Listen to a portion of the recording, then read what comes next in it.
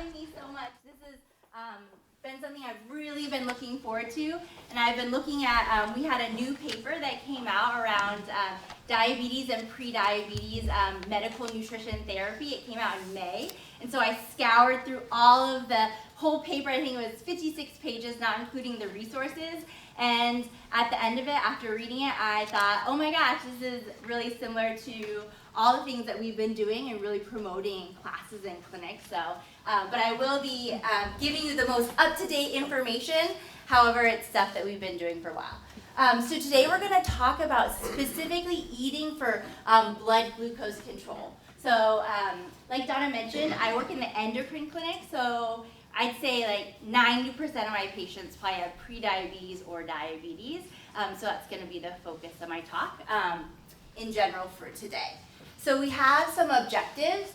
So we really want to think about how do foods impact our blood sugar, because that's the main point of this talk. So not really how do foods interact with medications, but specifically what do they do to our blood sugars? Which foods spike our blood sugars? Which foods kind of have our blood sugars more flat and steady? So what does food do to our blood sugars? We're going to talk a lot about this healthy plate visual. How can we adopt that into our own lives? Maybe not for every meal, every breakfast, every lunch, every dinner, but maybe for key meals, specifically like dinners, right? Because when we think about a dinner meal, after dinner what happens is we oftentimes go to bed, and then whatever blood sugar we're ending that dinner meal with, if it's a higher blood sugar, we tend to run higher overnight. So where can we make these strategic changes that give us more bang for our buck? Because if we're thinking about making changes, when we look at the review of the literature, if you ask someone to do 50 things, it's really overwhelming. But if we think about doing one thing that's going to actually make a really big health impact, that's that one thing people are willing to grab onto and really willing to implement. And so that's what we want to think about today. So as we're going through this presentation, I want you to think about in your own life, however your life looks, what can you do to make a change? So maybe you feel like, hey, I've got dinner. Dinner's super easy. I'm the cook in the family. We don't eat out that often. So maybe that's not your goal. But maybe you think about your day and you go, wow, at work, I sit all day. I get in my car, I sit more. I get home, and then I sit on the couch. So maybe we want to think more about activity. So everybody has to be their own sort of expert in this presentation, because you have to be thinking about what's best for you and what can you glean from this presentation. I'm assuming not everything, but one thing. So everybody think about one thing to kind of hopefully glean. And then at the end, we want to think about making one specific goal to improve our own health. And the most important part is to always have fun. That's why we come to presentations. That's why I like to do them, to have fun.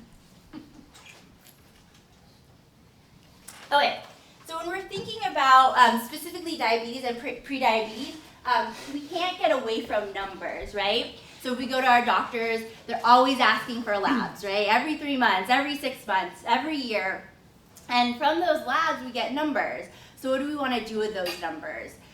So nutrition is a huge impact, has a huge impact on our blood glucose, has a huge impact on our blood pressure, has a huge impact on our blood cholesterol.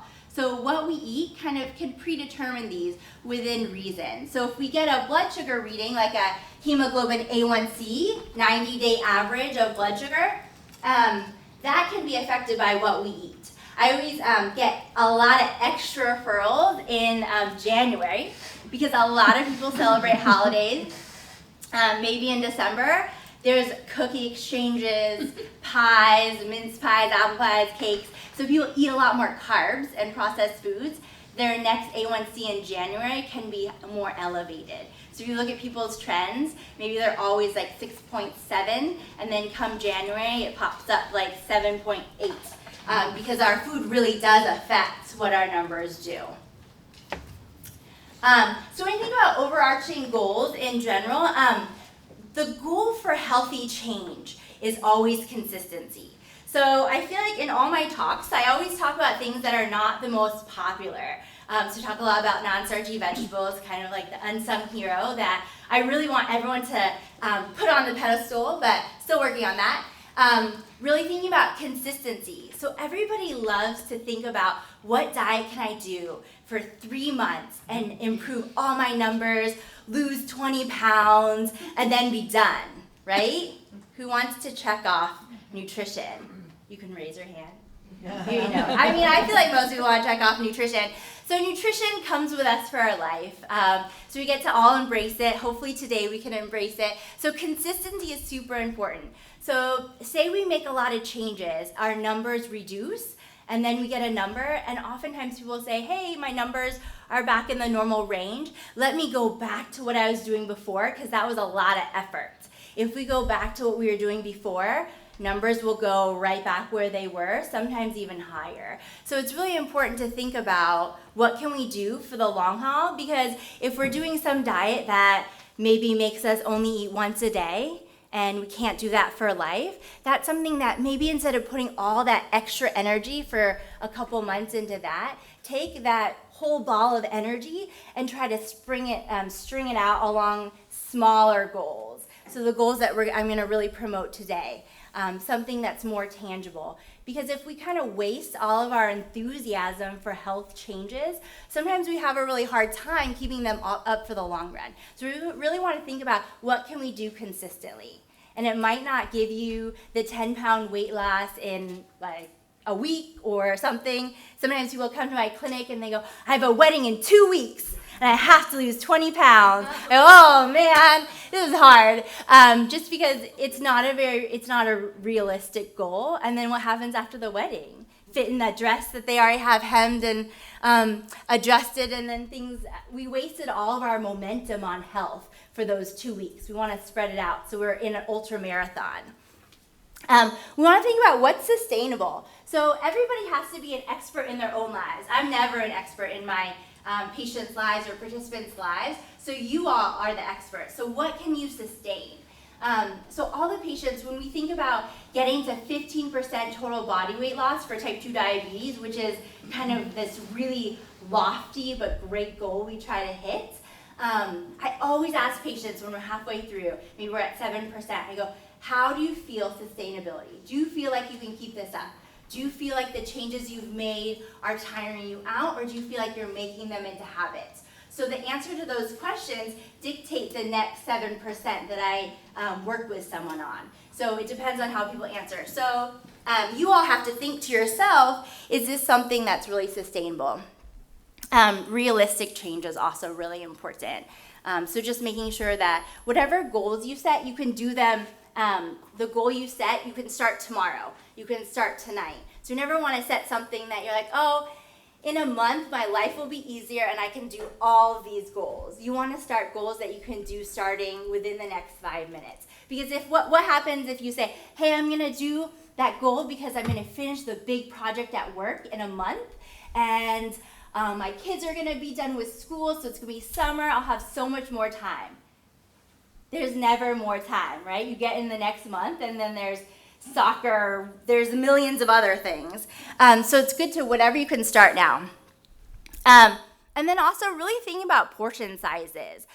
So there's this whole concept about diets that cut lots of foods out. Like, I can never have a cookie again if I'm on this diet, right? So this black and white idea tends to not always work in the long run. But when we think about cookies, for example, if you go to common coffee shops, I won't name names, their chocolate chip cookie is 410 calories, and it's super thin. I looked at it actually today when I was getting my cup of coffee. I was like, that cookie looks so amazing right now. But I was like, 410 calories? I think there's like 56 grams of carb. I was like, not so great.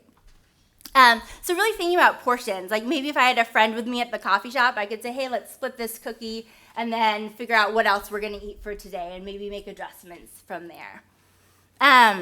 So one of the big things that new article said around nutrition and diabetes and prediabetes is nutrient-dense foods. So it came up probably like 8 different times within the whole article. And what they're really thinking about is how can we get the most bang for our buck? When we think about nutrient-based foods and really nutrient-dense foods, we think a lot about non-starchy vegetables, whole grains, beans, lentils, legumes, things like that. And then also limiting processed foods. So when we think about what foods like really tend to spike our blood sugar, processed foods. So I used to work for a cardiologist, and he would just straight out and come out and say, processed foods are pre-digested. So the food companies ate your food for you, spit it out, and then baked it. I was like, oh my gosh, that's such an awful visual, but it's kind of what happens. So when you think about processed foods, they're very easy to digest. Say we take a pastry and we start eating it, we have amylase in our mouth that starts breaking down the carbohydrates, and we can start absorbing them sublingually. Like if people have really low blood sugars, especially if they're on insulin, they can put sugar gel in the pockets of their mouth, and it's the fastest way to absorb sugar if they have a really low blood sugar. But that also works in a negative way for us if we have candies or lollipops or pastries and things like that. We start absorbing them in our mouth. So our blood sugars can actually start rising right away. Same with things like even bagels. Bagels are still pretty processed. I know, bagels are so fun. Also, mini bagels. So if you go to Stanford Cafe, they have mini bagels, but they're the same size of bagels. Like 15 years ago, the mini bagel was like the bagel size. It's 120 calories, 30 grams of carb, versus now bagels are like 72 grams of carb generally, and 4 slices of bread equivalent because they're super dense. I'd rather have 2 slices of bread with some cream cheese rather than a whole bagel. Although bagels are tasty. And then just the really also big thing that they really hit on with this new publication is that there's no one eating style that fits everyone. Christopher Gardner does a lot of studies at Stanford. And one of the studies that he did is he put people on different types of diets, like really low-fat diets, like higher protein, higher fat diets, and he measured weight loss. And all the people that were really religiously following those diets, they all lost weight. And so it's really interesting to see that there's a lot of different paths to get to one outcome, right? Everyone always wants that one magic thing, and there's no magic thing.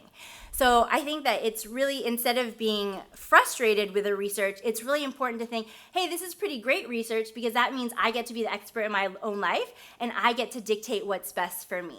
Right? It takes it off of maybe different people who are experts and says that you're the expert in your own life, which I think is actually better. So it adapts for different cultural preferences, different ways of eating, different work schedules, different stress. So I like to turn around and think about it as being positive, that everybody can live a healthy life. And if kind of with this talk, I'm talking a little bit more about weight loss, but if weight loss is something that you want, everybody can lose weight. And then, so I touched on weight loss. And then, in general, a reduction overall of calories, specifically processed foods. And then focusing a lot on fat quality and food quality. So in the 1970s, everyone said fat is the enemy. Eat as many carbs as you want. Eat processed carbs. Eat Twinkies. Eat like Hostesses. But don't eat fat, because fat is the worst thing ever. And now we're like on the flip side of that, right? So there's all these diets that are like, eat fat, as much fat as you want. Put bacon on everything and cook everything in bacon fat. And add oils to everything. Start eating coconut oil by the spoonfuls and you will automatically get healthier. But that's also not the case, right? It's kind of also just like the whole fat-free craze, the super high-fat craze, add fat to everything is the same. It's the flip side. So we always want to think about the balance. And the balance would be focusing on food quality and healthy fats, like nuts, seeds, nut butters that the oil separates, so it doesn't have all that extra fat in it, like palm kernel oil, but just peanuts or almonds, things like that. So really focusing more on the food quality, rather always than even counting calories, but quality. So when we think about goals, we always want to think about how do we individualize, and so today, that's your job. So you get to individualize for yourself. We try to make it goal-focused. So if people come in and they say, hey, Leah, I just want to be healthy. I want to lose weight. I want to feel great. And I want to lower my blood sugar. Those are all great statements, but we need to have goals that get us there. So if we leave the appointment, we just say, hey, I want to be healthy. And that's the main theme of the appointment. That doesn't actually mean that health status might not change, because we haven't made a very strict goal or a set goal on how to be healthier. Like a better goal would be maybe something like, I'm going to add non-starchy vegetables to my lunch or my dinner, 2 cups, 3 times a week. So if you work on that and you achieve that goal, then we know you will have a healthier outcome. So we want to make things really specific, and then also measurable. So when we think about, you can see these. So I wanted to kind of lay out for you all, when you make changes, one of my big things is, if you're going to go to a lot of effort to make a change, then I want your effort to meet what you want. So if you tell me, for example, I want to lose 20 pounds, walking for 10 minutes 3 days a week and that being your only change, that's not really going to get you there. That's going to improve your health, but that's not going to meet your specific goal that you're set. But thinking about reducing your processed foods and high calorie processed foods, that's going to get you there. So I think it's always important when you start on a new diet or a new goal, what do you hope to achieve? And then you want to customize what you change to meet your end goal. So if we think about, I wrote blood glucose, blood pressure, and blood lipids because that's what I talked about in the beginning. A lot of people want to think about less carbohydrates. That's also another theme right now a lot in the literature. So that's definitely going to reduce our blood sugar. Blood pressure, it kind of depends on what kind of carbs you're reducing and what you're eating in other parts of your life. Maybe you're having low carb foods, but they're super high in sodium. So that's not going to affect your blood pressure. And then also your blood lipids. So triglycerides, the fat in your blood, are also really affected by your refined carbohydrates specifically. So that can make an impact. When we think about less processed foods, that helps us with everything. Blood sugar, blood pressure, and blood lipids. And I'll go into the next slide what processed foods actually look like. I have kind of a quick thing. Whenever I think about I'm in the grocery store, I ask myself, is this processed or is this not? And this is kind of the rule that I go by. And then less food at night. So this is something I think is also really important. That really can decrease your blood sugar. Say you go to bed and your blood sugar is 200. In general, overnight, it probably will rise. Because unfortunately, when we have diabetes or prediabetes, we have our liver, and our liver is really good at, it can store sugar and it can re-release sugar out as well. And so what happens with our liver is sometimes it gets really excited and it starts releasing sugar when it shouldn't. So when you think about our pancreas puts out insulin and it puts out glucagon, are the two main things that our pancreas puts out. And they put it out in this really small space between alpha and beta cells.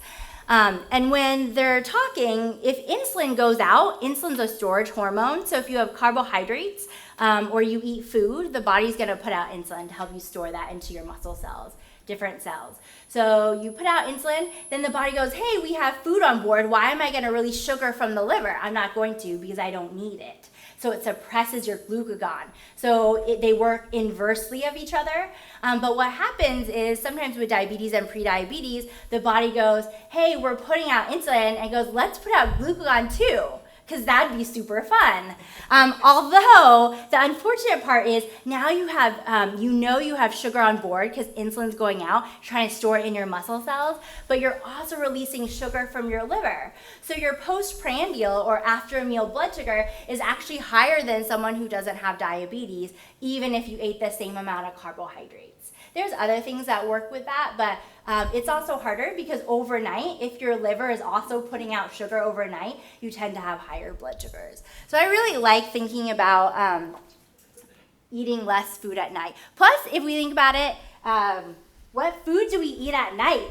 Everyone, well, not everyone, but a lot of people maybe sit in front of the TV or read. People like high carb, high processed foods at night in general. That's when everyone always says like they want sweets or things like that at the end. And then I think we're going to take questions at the end, but I'll leave like 20 minutes for that.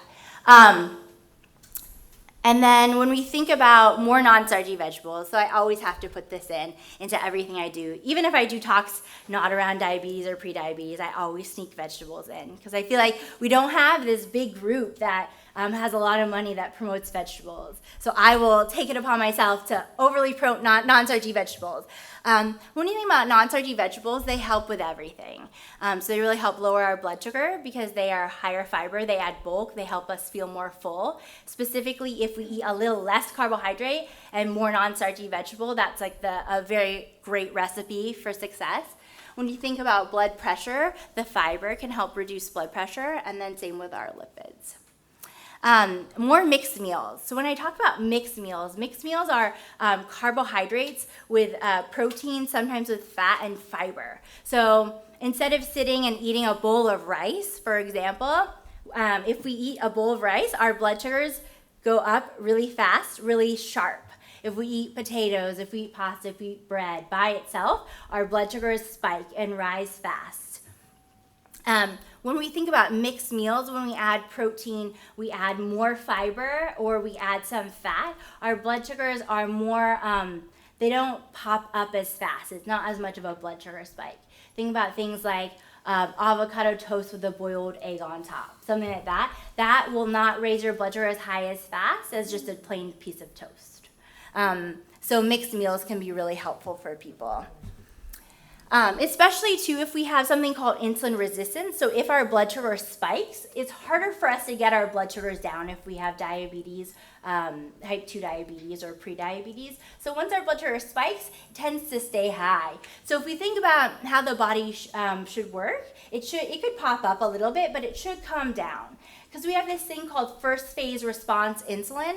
Insulin starts going out 5-10 minutes, and it's there and ready as we start absorbing and digesting food. So our blood sugars never tend to give that big spike. But what happens is first, before even sometimes just with prediabetes, we lose that first phase response, and we get a later kick in of insulin.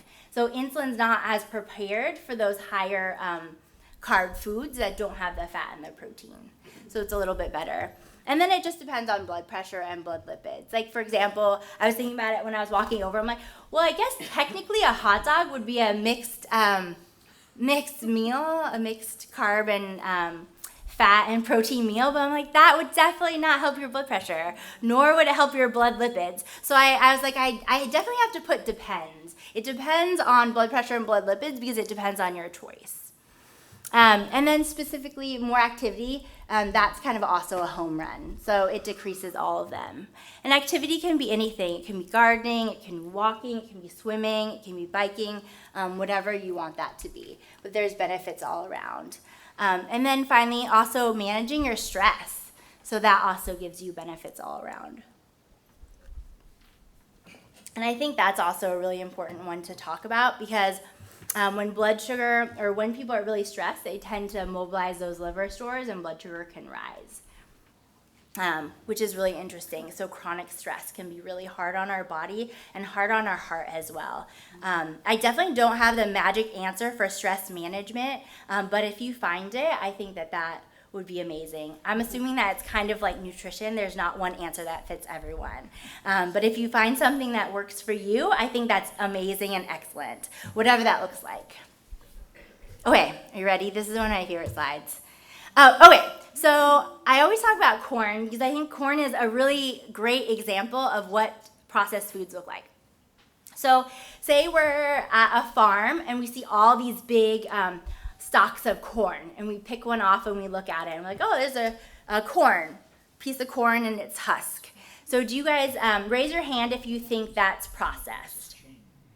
Raise your hand if you think that's not processed. Yeah, exactly. So that's as whole as corn gets. So that's the least amount of process. So say we look here and we think this is cornmeal, but say we just look at it and we don't tell anyone that it's cornmeal, we just put it on the table and we go, what is that? Like, would you bet $50 that that's cornmeal, or do you think it's another kind of grain? Like, what if I'm trying to be super tricky at 7 o'clock? You never know. You can't definitively say that's from corn, right? It's just kind of yellowish, chopped up. So that's more processed, right? So it's not as close to Mother Nature made it as possible. We look at it and we're like, it's ground up yellow stuff. And then if we look at these really lovely cornflakes, cornflakes are even more processed. So if we look at cornflakes, we eat them in the morning maybe, and we think about that, we don't know like what that's from. That could be from any host of grain. It's just kind of like yellow flakes. And actually cornflakes really spike blood sugar up super, super fast, which is interesting.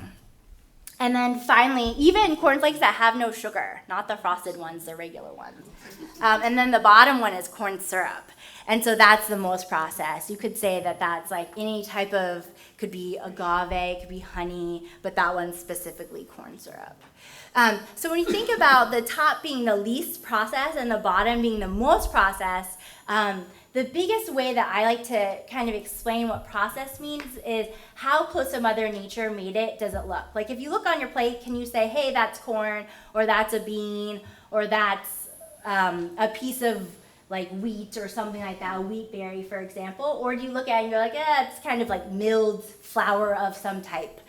So the more milled flour of some type that you see, the more processed your food is. It doesn't mean that you can never have processed foods. We just want to make the bulk of our food choices less processed. And then just whenever you can, you want to choose the less processed option, because more processed foods raise your blood sugar higher faster. Like if we sat and ate the same amount of grams of carbohydrate in corn versus corn syrup, our blood sugar would significantly rise faster and higher from corn syrup, even though it's the same amount of carbs. Because when we look at different things, we always want to look at total carbs, not just sugar, because total carbs turn into sugar in our body. And then how do different macronutrients affect our blood sugar? So when we really think about carbs, everyone always talks about carbohydrates, because carbohydrates really are the things that can raise our blood sugar a lot higher faster. They're the things that we convert to glucose in our body. In 2017, I believe, the ADA Standards of Care came out with all three of the macronutrients can raise our blood sugar depending on the quantities, which was kind of really interesting. So when you think about fat and we think about protein, if we consume a lot of fat or a lot of protein, like think about a big prime rib or tomahawk steak, something like that, it can actually bump up our blood sugar. It bumps up our blood sugar not the same way that carbohydrates do, though. So carbohydrates tend to raise your blood sugar right away, at least within 30 minutes, and it has a more rapid onset, like you can see.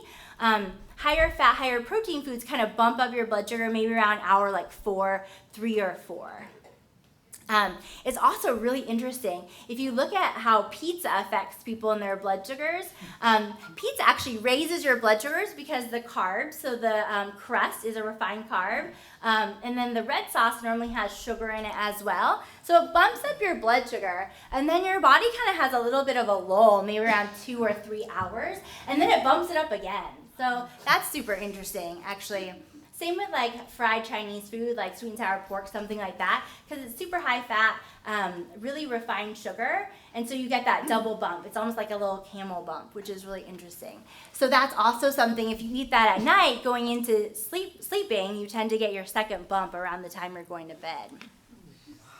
Plus, when you're also in bed, you're not using your muscles. So when you use your muscles, the body goes, hey, my muscles are engaged. I need to use and get more glucose. So it gets actually more effective at absorbing your glucose when you use your muscles.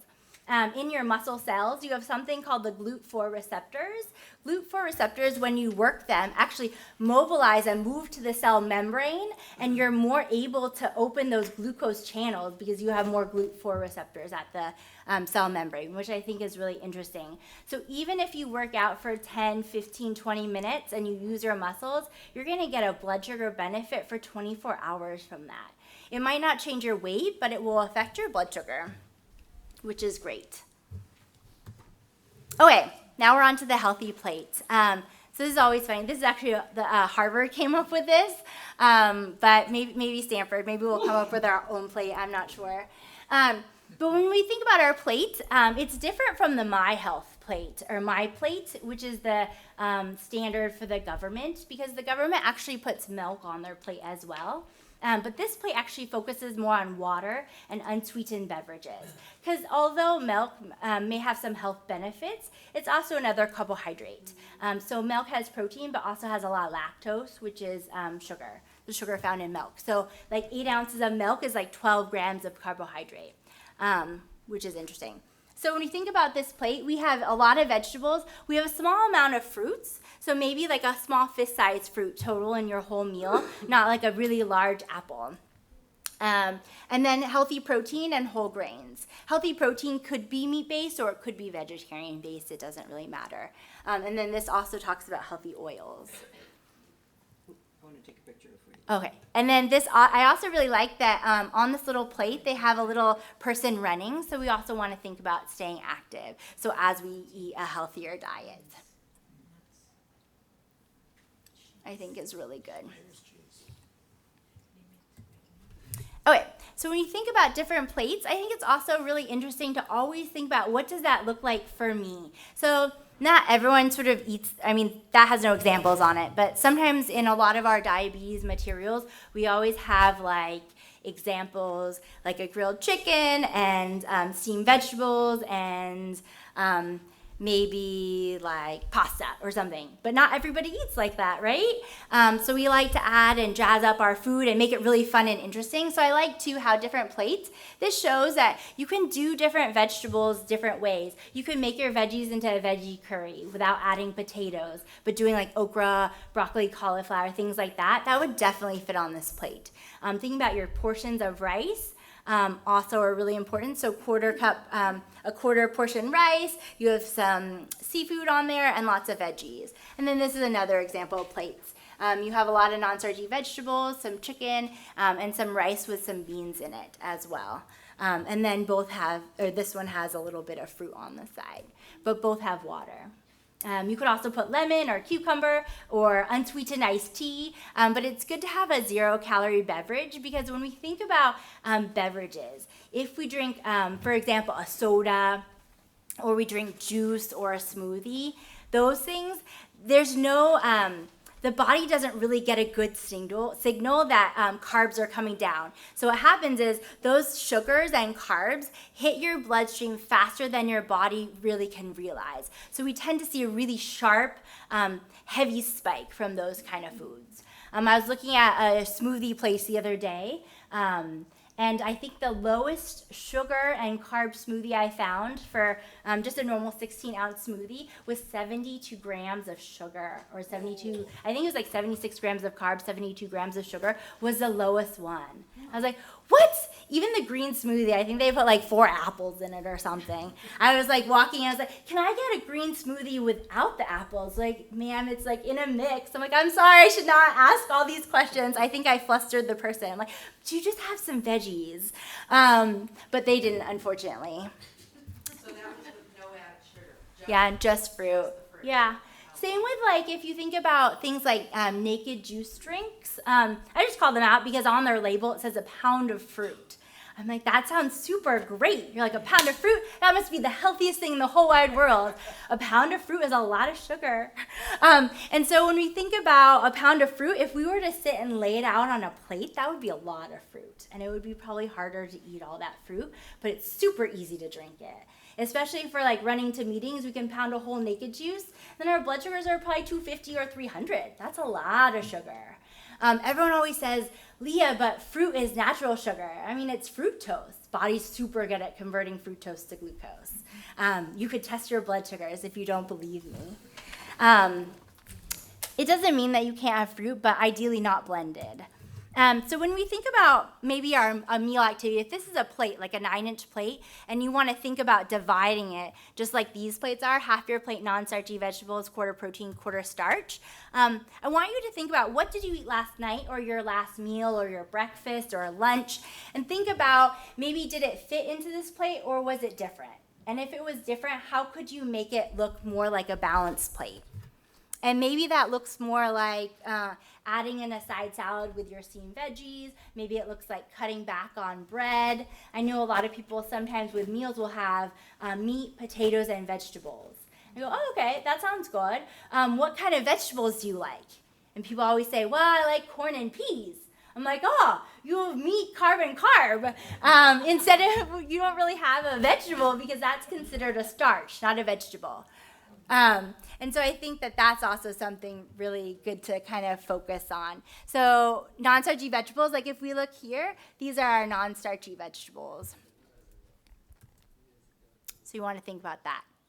Okay, so when we think about prediabetes, the goal normally there's a big study called the Diabetes Prevention Study.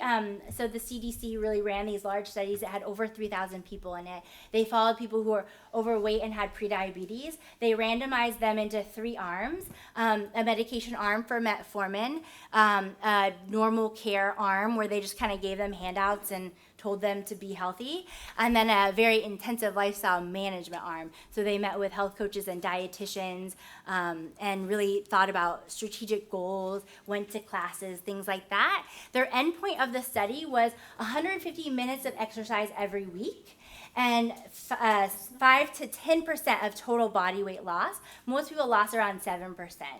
And so of those people, the people who did the best were actually in the arm of the intensive lifestyle management. And 58% of them did not convert to type 2 diabetes over the 3 years. So that's pretty great. Thinking about, so I always recommend 150 minutes because that's what's really researched. Thinking about really the new research looks at resistance exercise. So resistance bands, not just cardio. So at least twice a week of doing something that builds muscle. And then it's also really interesting that same study found for every 2.2 pounds of weight loss, or 1 kg, the risk of type 2 diabetes was reduced by 13%, which is pretty neat. When we think about type 2 diabetes, we kind of up the ante a little bit on the weight loss if it's indicated. We like to see more like 10 to 15%, if possible, over like maybe 6 to 9 months, depending on what's realistic and how much the weight is. We still look at 150 minutes. We still look at resistance exercises. We also think about reducing our waist size. And then we do kind of more of a moderate carbohydrate amount. So most people eat maybe more than 200 grams of carb, but if we're thinking about counting, around 130 to 180 is a really good range. Our brain tends to need at least 130 grams of carbohydrate, so that's kind of the lower end that we normally give. And then when you think about standard ranges, I always like to highlight this because this actually kind of affects me a little bit more. So we're working more on precision medical care, customized medical care, looking at different populations and what are the differences between different populations and health outcomes and numbers and things like that. And unfortunately, what we have found is people who are of Asian descent actually need to be leaner than their Caucasian, African American, Hispanic counterparts, because we see more risk for diabetes and prediabetes and heart disease at lower weights. So we have different ranges for BMI, which is body mass index. So if you're of Asian descent, 23 or below is kind of where we want to recommend, versus if you're not, 25. And then also another good thing too is thinking about waist circumference, because it definitely is a predictor of heart disease and then all your visceral adiposity as well as type 2 diabetes. So for men, greater than 40 inches, and for women, greater than 35 inches. And so if we think about how do we measure that, because that's always a great question, we want to measure horizontally around our waist, according to the National Heart, Blood, and Lung Institution. Okay, so when you think about nutrition facts, raise your hand if you look at the nutrition facts. Oh, super savvy group. I guess you guys are all here like 7 o'clock on a Thursday night, so you're already super savvy. So you might find some differences, actually. So the nutrition facts are going to be changing. A lot of them already have. So the big thing is they're bold in calories. They've changed the nutrients on the bottom. They've added a section called added sugars. I actually think added sugars is a little bit confusing, but they've done it. So nobody asked me. So if we look at total sugars, includes added sugars, that's included. So you don't do 4 plus 2 to be 6, it's 4 grams of sugar in the serving. Whenever we look at nutrition facts, we always want to look at the most important thing, which is servings per container, because that tells you what all those numbers mean. So if you don't look at that and you assume every package is 1 serving, you will be unfortunately not happy. And then also I like to point out what are regulated terms and what they mean. So if something says the food product is natural, it's not regulated, a regulated term. I could put natural on whatever I wanted to, but these are all regulated. Here's some examples too of healthy snacks that are very mixed. So when we think about they have protein, they have fiber, hopefully they're satiating so they keep us full. They don't really bump up our blood sugar. They're more kind of neutral. Maybe they raise our blood sugar like 15, 20 points max. And then here's some examples of healthier choices. So if you feel like you're looking at your diet, you think about your last meal and you're like, oh, I ate white rice, salad, and corn and peas. For example, how can you change your white rice? What can you kind of adapt? Do you want to try a different grain? Do you want to try quinoa, something higher in fiber, just to experiment? So whenever you make a change, I always like to tell people, and I also tell myself in my own brain, it's always an experiment. If I don't like it, I'm not committed, right? Because it's my own health. So if you try quinoa and you don't like it, then you don't have to keep eating it, but try it as an experiment. And then there's just different ones, like how do you reduce your added sugars? How do you think about having less saturated fat, solid at room temperature, the kind that's not as good for our lipids and our heart? Like think about that big prime rib. If you get a prime rib in a restaurant and then you take half of it home and you put it in the fridge, there's all that greasy, white, waxy fat at the end.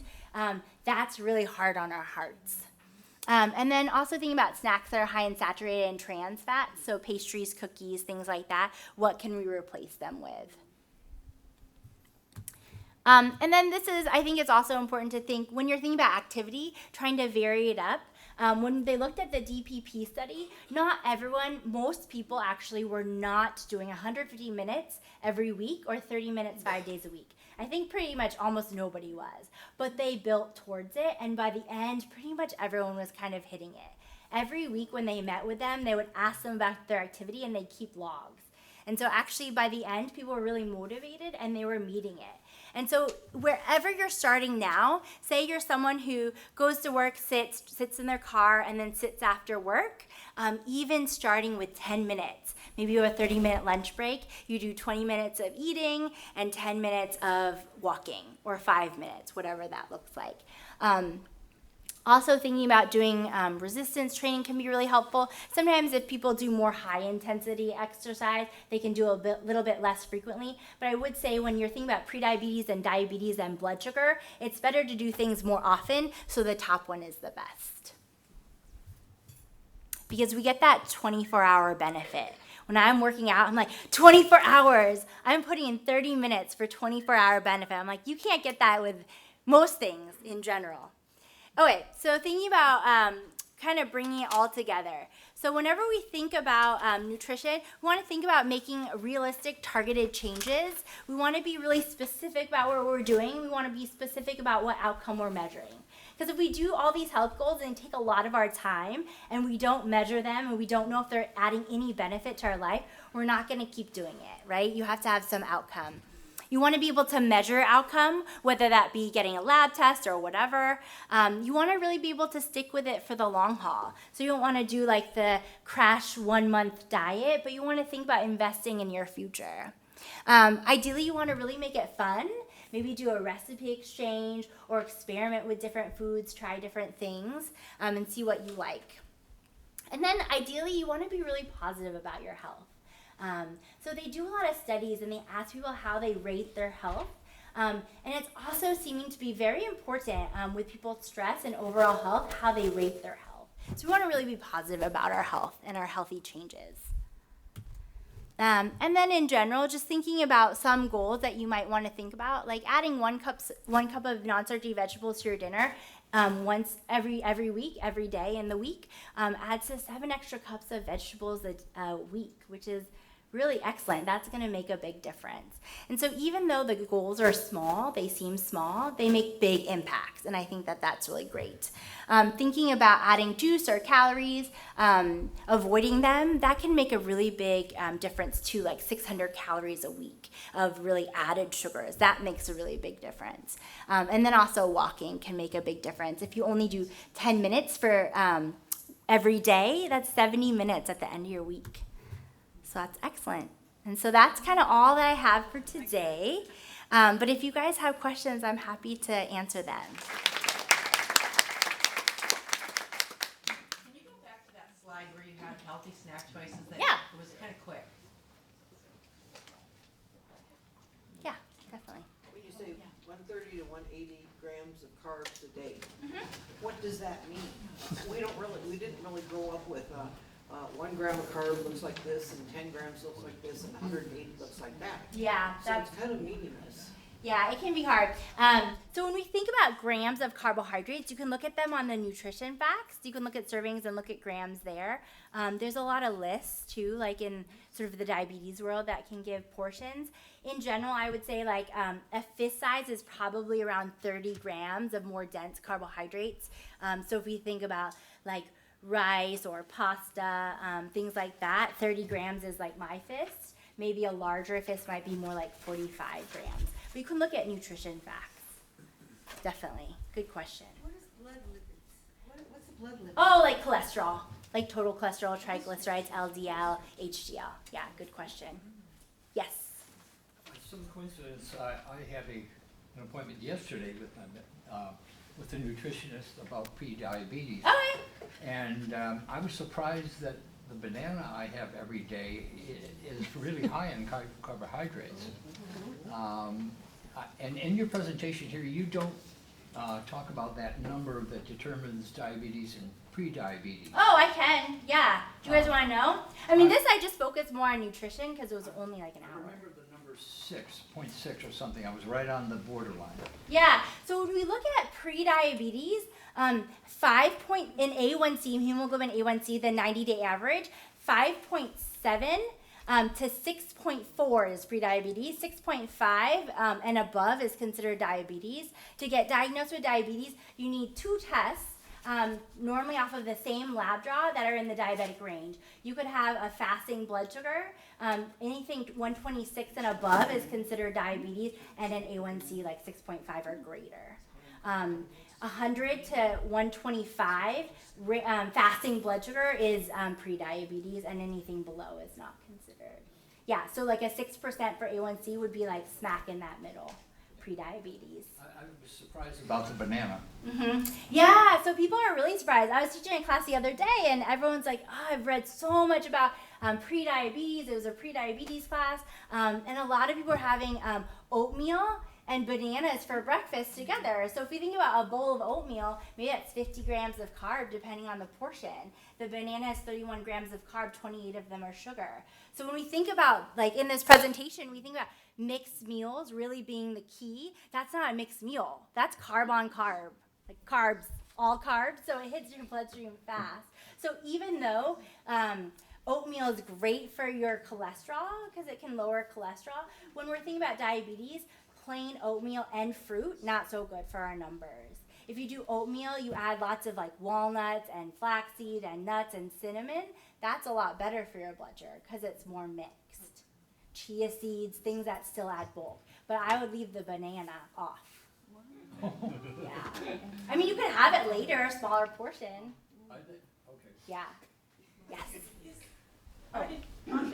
Excuse me, is there a good resource that we can access online or in a book or whatever that lays out this kind of thing with, it's a list of fruits that are higher in sugars than others, or grains that are healthier and that type of thing? Yeah, I mean, we're in the health library. I mean, they could also, we have a lot of, I think all the diabetes books and nutrition books are over here, so you can check them out. Also, the American Diabetes Association has a lot of really great resources. So if you go, no, oh, you don't like them?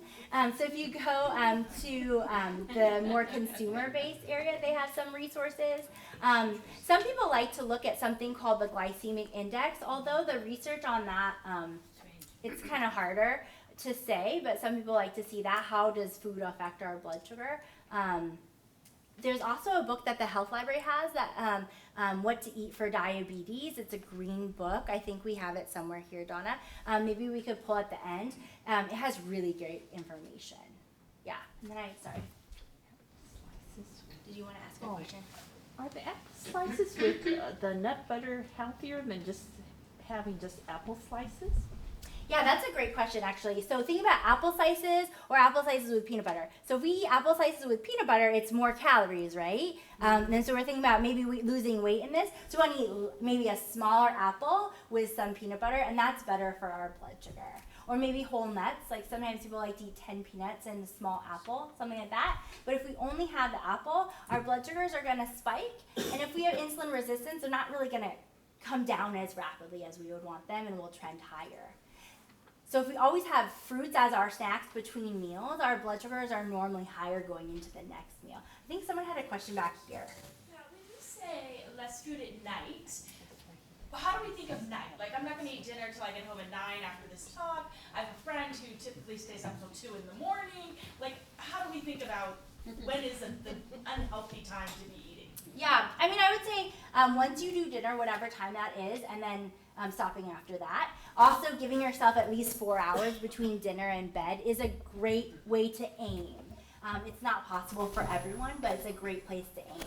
Say your dinner is at 9 and you go to bed at 11, that's fine, but you don't want to snack after dinner. Also, a good time dinner, if we're thinking about dinner time, more protein and produce is a really good way to eat a dinner. So maybe less carbs, more non-starchy vegetables and protein if we eat later. If we eat at 6 and we go to bed at 11, our bodies still have more time to kind of bring those carbs a little bit down. But if we're really infringing on when we're going to go to bed, I'd say more like vegetables and protein is a better dinner for that type of lifestyle. I'm like not keeping track of who's maybe over here. Yeah. So somebody has to ask about some of the things which maybe are not so great for you, but make life a lot of fun, like chocolate. Yeah, great. Yeah, great. What, how, and what are the what are the factors that one must consider and choosing kinds of chocolate, kinds of wine? Yeah, so I like this. This is getting in a great territory, especially as we all go home. So think about wines and chocolates and sweets and things like that. So darker chocolate is definitely better, 70% cacao or more. If you get to 90%, it's kind of awful. But like 70% is great, 80% is great. Wine actually is really low in carbohydrates, so it doesn't tend to raise your blood sugar. But if you're drinking a lot of wine and eating a lot of cheese and eating crackers and just having a really long meal, sometimes maybe that would be higher. The study actually, the new popular diet, I think one of the articles was mentioning for 2019, because every year there has to be a special diet, is a Mediterranean diet.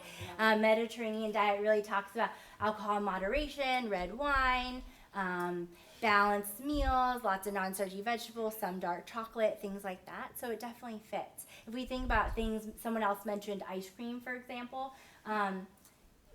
Every food fits, but it's all about quantity and duration. So if you think about like every day, maybe one day you have ice cream, the next day you have cake, and then you have cookies. You have to kind of take those foods and bunch them in one category, right? And those are just your sometimes foods. So maybe like 3 days a week you have some type of desserts, but you don't do it every day.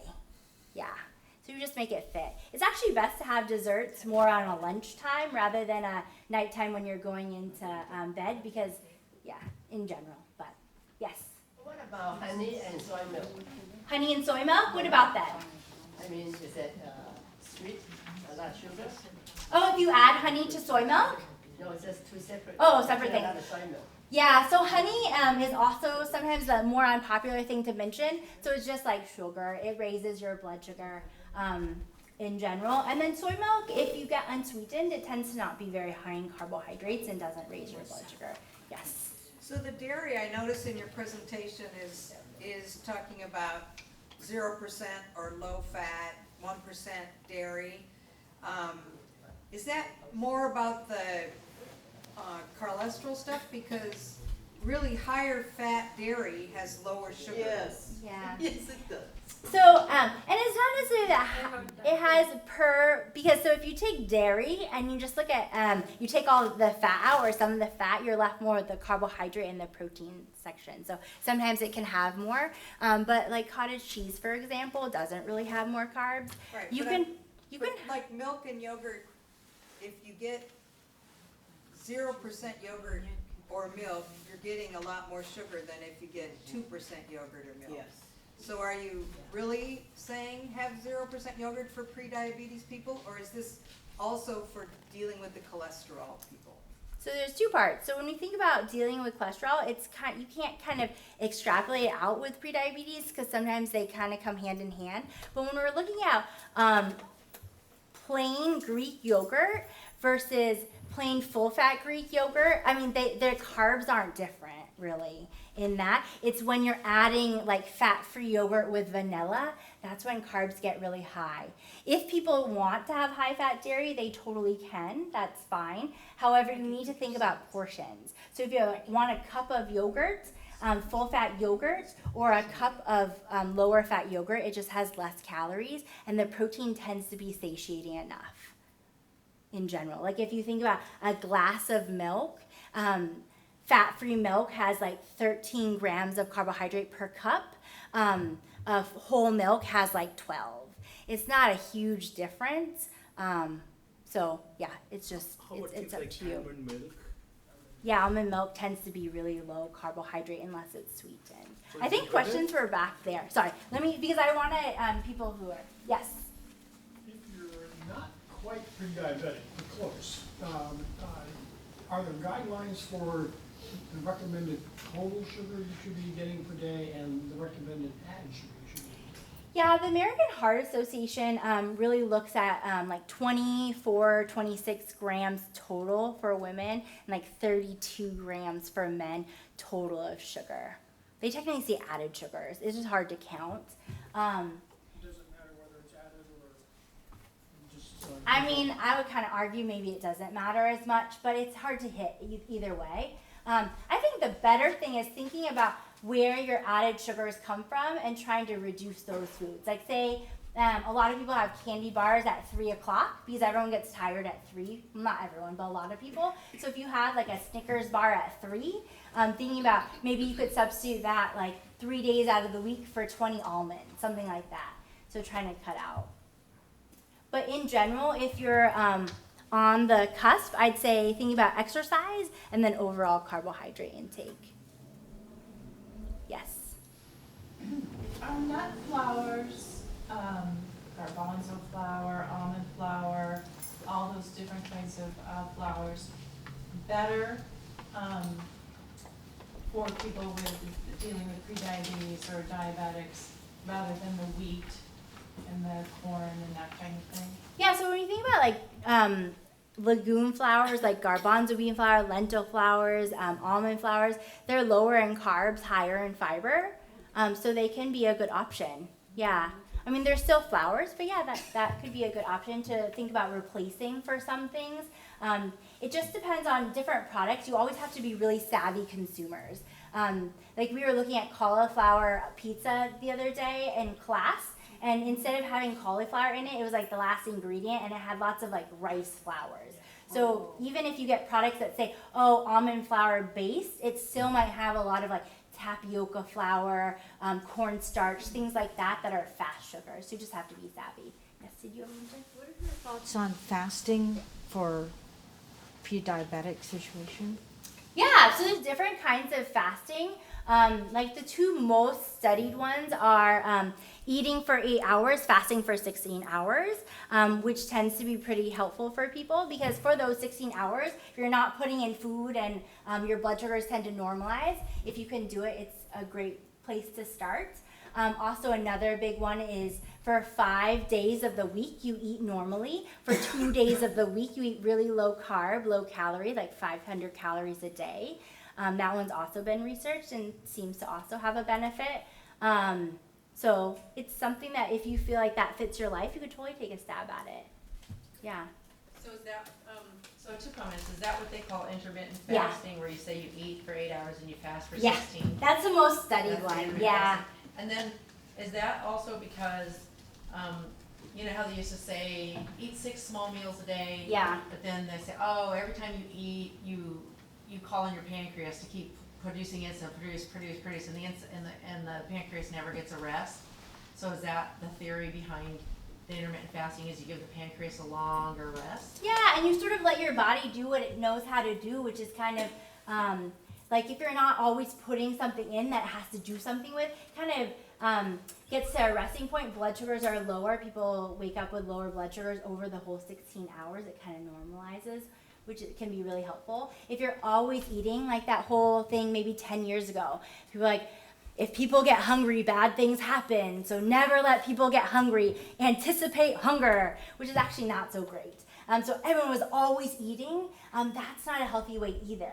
Because if you're always eating, people a lot of times will snack on things that are higher carb. You're always bumping up your blood sugar. So you're always going into every meal next with a higher blood sugar. So that's not always that great. And it also gives people a little bit more freedom. So if you only have to follow one thing, so you eat for 8 hours, there's less parameters what you eat in those 8 hours. It tends to be something people can sustain a little bit more rather than thinking, oh, like I have to count grams of carbohydrate. How do I do that? That's complicated. How do I balance my plate? How do I do this? You just mainly focus on eating over 8 hours. I mean, you can't eat ice cream for 8 hours. That doesn't work, but it gives you one large parameter and not like a whole bunch of small ones. So it's helpful. Did you have a question? So I read that the glycemic index of white basmati and brown basmati is the same. Yeah. So also, really interesting, when we think about whole grains are great. They're super healthy. They have nutrients. They have vitamins. When you think about blood sugar, whole grains tend to not have enough fiber to slow down our absorption and our blood sugar spike So that's in general. So then brown will be better. More fiber? So there's a little bit more fiber. It might be more satiating, but when we think about what it does to our blood sugar, brown rice and white rice seem to be a little bit similar. It just depends. So the better thing with rice is smaller portions, measured portions. And super grains, there are now super grains available, which has quinoa and all millet and everything. Yeah. I read that's very, very good. Yeah, so now they have different things on the market that have different grains mixed in. It gives you more variety. And those are some, if you look at different examples on making things a little bit healthier for complex carbohydrates, it's adding those in. So that's great. That's what it has. But when we think about, in general, our starch, we don't want to exceed that quarter of a plate, ideally. So it doesn't mean just because it's a healthier option, we can have like as much as we want. I wish I could wave a wand and make that happen, but I can't. Does anyone else have? Yes. I'm concerned about this.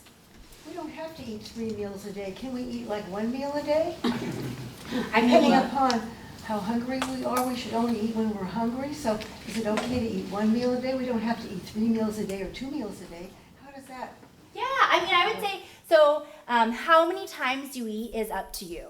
So everybody knows their body, different bodies like different things. We just have to really identify. So there's a lot of things that affect our hunger, right? So sometimes people will say, hey, I'm not hungry, Leah, until I walk in the door at 8 o'clock at home, and then I'm starving. Maybe during their day, they had a really busy day, they're under a lot of stress, and they were not engaged with their hunger. So a lot of people, as we age, we know less about our real hunger cues. So if you feel like you're tapped into your hunger cues and you're literally only hungry once a day, that's fine. But otherwise, I would think about really exploring your hunger cues and sitting and seeing if you're hungry or if you're stressed or other things are affecting your hunger. But if you're truly only hungry once a day and you're happy to have a small portion, I'd say that's fine, go for it. As long as you're not taking like insulin or sulfonylureas at different times, that would not be safe, but yeah, it's fine. Did you have a question? Yeah, so one of the, as a trainer, he was basically saying it's better to have small meals multiple times rather than big meals. Do you have any opinion about that? Yeah, I tend to not be, I think we put the small meal idea, right? We used to talk to people about that like 10 years ago a lot. And that recommendation actually came from this study. Have you guys heard of the weight registry? The weight registry is this big study, and so people who've lost 30 pounds or more and kept it off for a year, they pulled those people and they're like, what is going on? Like, how are you able to beat the odds and do this? And so they surveyed them, and one of the things they said was they ate small, frequent meals, they ate breakfast, they weighed themselves every day. A lot of people tracked what they ate. So then those became like these black and white rules that we told everyone to do. And it's hard to say that that's going to fit for everyone. In general, if people can truly make meals a lot smaller, it might be a good fit, but oftentimes it's not necessary. I would never force someone to have a snack if they weren't hungry unless they really felt like they needed it. And then you really have to pare down your meals. But there's no inherent benefit to 6 meals versus 3. It more depends on your carbs and what you're eating. Yeah. So I'd like a little clarification on the smoothie thing. It sounded like Yeah. you were a little bit down on them, but say if you took a same healthy portion of fruit, so not like a pound or something, and mixed it with, a fourth a cup or a couple tablespoons of the yogurt, is that still not better? Does the body process that differently than if you just ate the fruit with the yogurt as opposed to drinking it in a smoothie? Yeah, my smoothie opinions aren't always popular either. So when you think about smoothies, if we blend them, we're processing them as well. So if you love smoothies and you want like plain yogurt, full fat or low fat, whatever you want, and berries, you want to think about eating that smoothie over like 30 minutes or 15, 20 minutes. You don't want to just gulp it down on your way to something. So the time in which you're eating also helps your body sort of get a little bit of heads up. Yeah. Also, there's really interesting things around when you chew and you swallow your food, you release these gut hormones, and they help with satiety, help with insulin release, different things like that, your incretins. So there's also sort of that benefit. But if you do a lower carb smoothie, try it. If you have a glucometer, I always tell people, test it with your glucometer and see what happens, because maybe for you it's fine. Who knows? I think glucometers with, how can I call it, without the pinpricks and other, how can I call it, nasty things that go on with keeping your, wrapping your arm and doing all the measurement things.